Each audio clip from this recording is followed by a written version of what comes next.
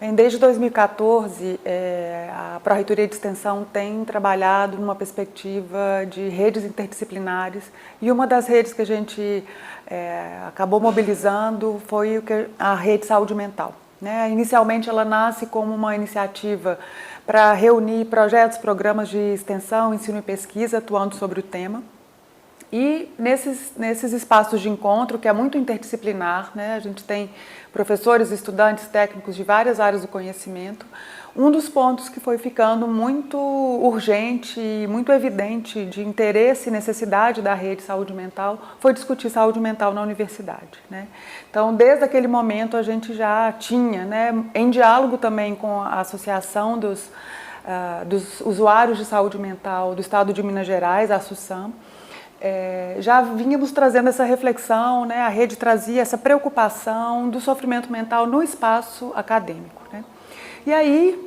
utilizando o espaço da Semana de Saúde Mental e Inclusão Social, que é um evento que acontece durante o mês de maio, aproveitando a data do 18 de maio, que é o Dia da Luta Antimanicomial, durante essas semanas, nesses eventos que realizamos, a gente começou a identificar, algumas reflexões importantes que a gente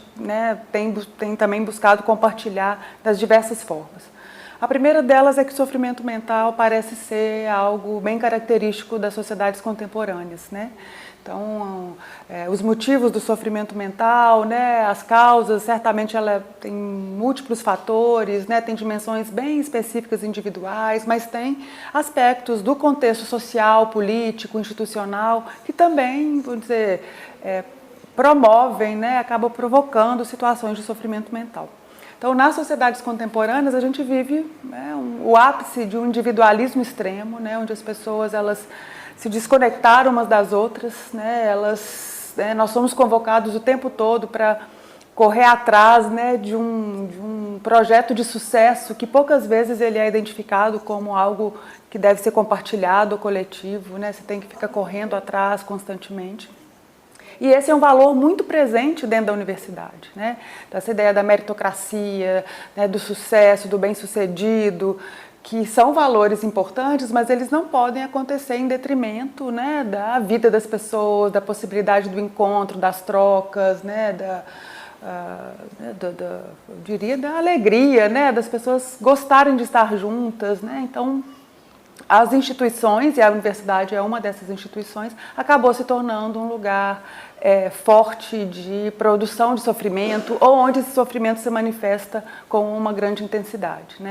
Então, a lógica competitiva, que é da sociedade, que ela também está presente na universidade, a lógica individualista, essa questão que várias pessoas trazem,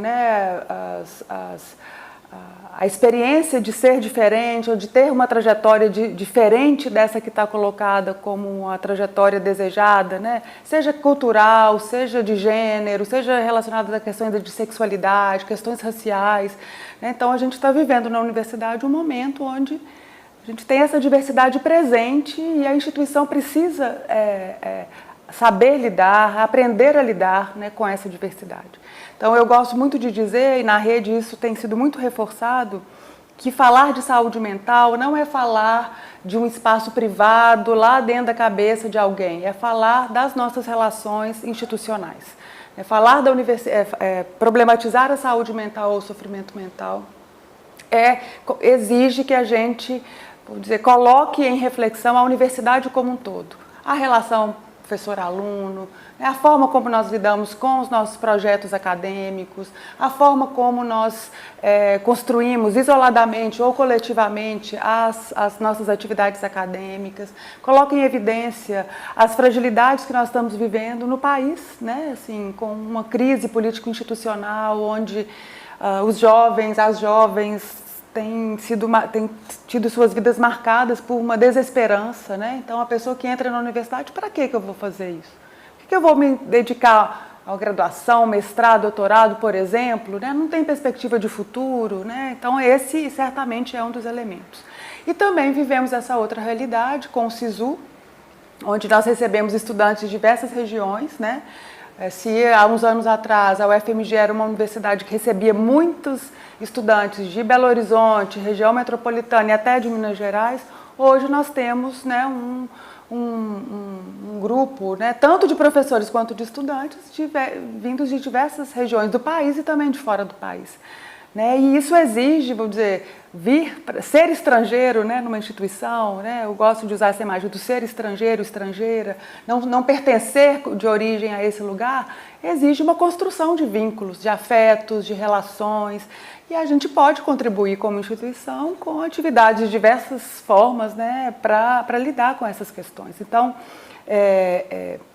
a reflexão sobre a vulnerabilidade de alguns estudantes, tanto pela situação socioeconômica ou por estarem aqui nessa situação que eu estou nomeando aqui como estrangeiros, estrangeiras, ela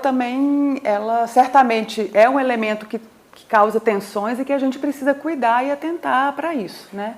Então, pensar uma política de saúde mental é algo fundamental. A UFMG tem feito isso desde 2014, criou uma comissão institucional de saúde mental, que elaborou um documento com diretrizes, né, orientando o que deve ser, como devemos construir uma universidade que seja acolhedora, solidária, para todos, né, que seja um lugar de acolhimento e não que seja um lugar de sofrimento, aversivo, né, onde as pessoas, quando chegam aqui, né, têm pânico, né, ou têm dificuldade de estar aqui. Então, a gente, essa comissão acabou trabalhando nessa proposta, né.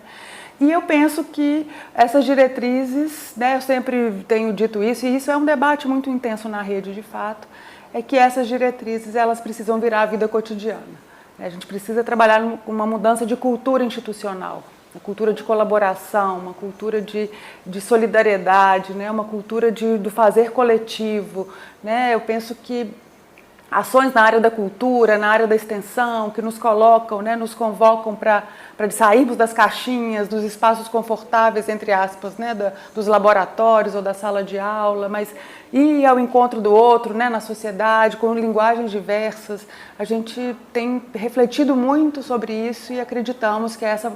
pode ser um caminho muito positivo para enfrentar essa questão contemporânea e complexa que é a do sofrimento mental entre os estudantes, professores e também técnicos.